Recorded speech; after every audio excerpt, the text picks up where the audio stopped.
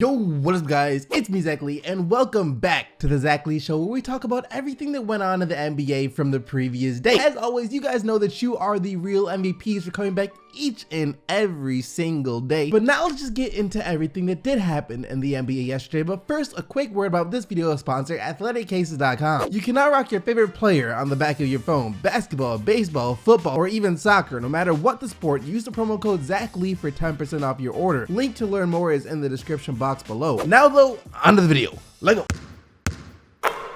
If Brandon Jennings can continue to play anywhere near the level he was playing at in his re-debut for the Milwaukee Bucks yesterday, then first off, I'm going to be extremely upset at my Detroit Pistons for not signing him a couple of months ago when Reggie Jackson went down with an injury, but also it means that the rest of the East just got a problem that they do not want to deal with. Okay, so Brandon Jennings is a name that most NBA fans are familiar with, but not too many people really care about. In his first stint in the NBA, he was seen as kind of like a point guard version of J.R. Smith on the Henny. Jennings was wild, unpredictable, and uncontrollable. Sometimes if he had it going, this was a great thing, as defenses just didn't know what to do with him. However, other times, most of the times even, it was more of a curse, since if he didn't have it going, he would do more harm than good to the team that he was on. That pretty much sums up who Brandon Jennings was as a player during his first stint with the Milwaukee Bucks. However, he was then of course traded to the Pistons and started to look really good once Detroit waived Josh Smith. Unfortunately though, it didn't last for too long, as in a game against the Bucks, ironically, Brandon Jennings tore his Achilles, an injury that can, if not end, greatly alter the career of a player. It's worse than an ACL tear. And when Jennings did return from that injury, he found himself on the New York Knicks, when Derrick Rose was calling the Knicks a super team with Carmelo Anthony, Derrick Rose, and Kristaps Porzingis. He showed flashes on the Knicks, but overall the fit just wasn't there. He didn't like the coaches, he didn't like the management, he didn't get along with anyone, so he eventually demanded to be waived. He got waived, signed with the Washington Wizards, where he did little to nothing at all, and before you knew it, he was out of the league, playing over in China. But like I said, he is now back, and came back in a big way too, as in his first game back with the Bucks, Jennings tallied 16 points, 12 assists, and 8 rebounds in just 24 minutes of action in Milwaukee's 121-103 win over the Grizzlies. Guy looked amazing out there. He didn't really look like the old Brandon Jennings. Some areas of his game were familiar, like the pace he likes to play with. Jennings loves playing with the up-tempo pace, that stayed the same, but everything else looked better. He wasn't dribbling the air out of the ball, wasn't chucking up nearly as many bad shots, he was under control. And after the game, that's pretty much what he said as well, that in his time away from the league, a lot happened for him. First off, he was able to fully recover, since he said that when he first came back from the injury, he was still trying to work his way all the way back from the injury. But most importantly, Jennings said he was able to become a better player and a better person overall. He was able to find himself again. And I was still hurt, with my Achilles injury, so now I'm finally healthy, and I was able to really just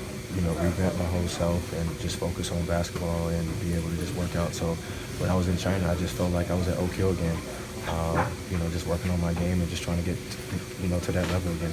At 28 years old, with what I saw yesterday, he should be able to find a way to stick in the league from here on out. He's not too old, doesn't seem to be anything wrong with him. The only thing that could hurt him at this point is himself, if he gets back to the old Brandon Jennings. But back to the point about the Bucks though, and them now being a problem that no one wants to deal with. This version of Brandon Jennings is exactly and even more than what the Bucks could have ever asked for. A guy coming off the bench who can create shots not only for himself but for others too. Someone who can run an offense, because one of the Bucks' biggest weaknesses this season has been their bench. It has been absolutely horrendous, even more so with Malcolm Brogdon being out since early February with a torn quad. Before Brandon Jennings, their bench consisted of Jabari Parker, who hasn't been Jabari Parker yet since coming back from his second ACL injury, Tyler Zeller, Sterling Brown, and Jason Terry. 2018 Jason Terry, not 2011 Jason Terry. Those were the main guys coming off their bench. Middleton would also be in the game with the second unit at times too, and they try and run the offense through him. But the thing is, that's the only guy on the court the defense would have to worry about. They could just try and lock him up, force him to get the ball, and make someone else step up and make some plays. And you guys heard the list of names that I mentioned, the main list of guys that they had coming off their bench. None of those guys on a consistent basis were able to actually make plays. Jennings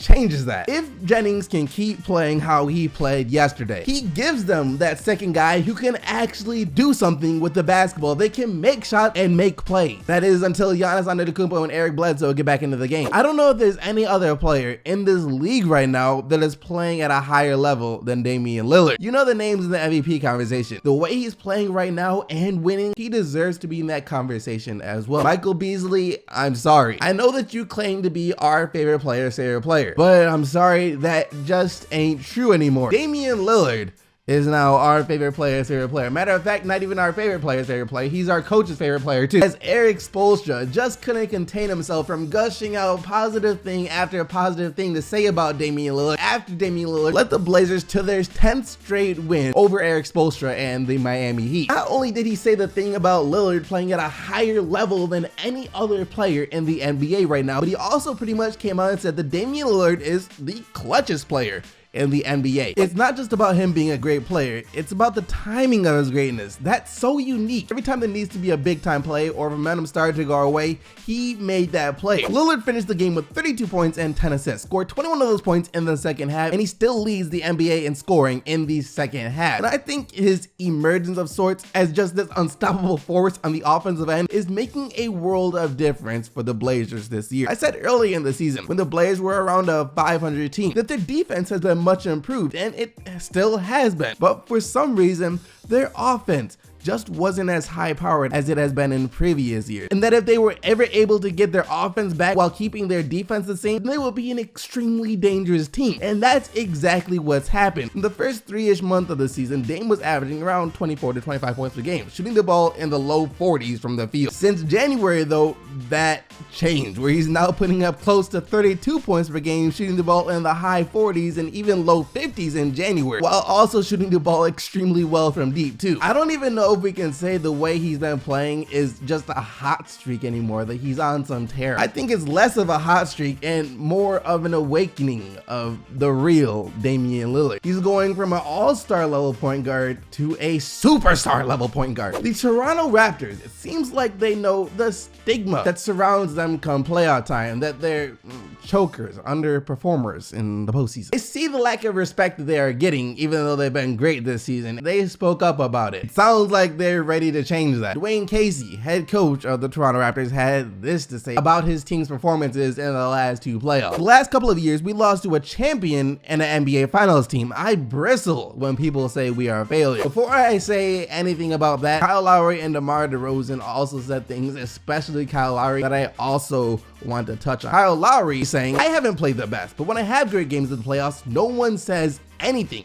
Nothing. 1 second, we'll get to that. But first, what DeMar DeRozan said. We take that disrespect and carry it into games. All right, first off, let's take a look back at what Kyle Lowry said. He's saying that, yeah, you know what, I underperform in the playoffs, but look, when I play great in the playoffs, no one wants to say anything. Why is that? All y'all are just haters. All right, Kyle Lowry, since you want to play that game, let's take a look at what you did in the playoffs last year. We're not even going to take a look at previous years, but just last year alone. In his 8 games before he got hurt in the playoffs last year, Lowry averaged just under 16 points and 6 assists per game. And outside of the first game he had against the Bucks, where he went 2-11 from the field for 4 points, I can't say that he was terrible. The thing is though, he wasn't great either. He was still way worse than what he was during the regular season. And the playoffs are a time when your best players especially need to step up. I don't see how you can look at what Lowry was doing and say that he stepped up at all. As for his claims about when he has a great game, people say nothing. The best game you had was in game 1 against the semifinals against the Cavs, when you put up 20 points and 11 assists in a loss. 20 points and 11 assists is a good game, not a great game, and more importantly, your team still lost the game. If they had won the game, then sure,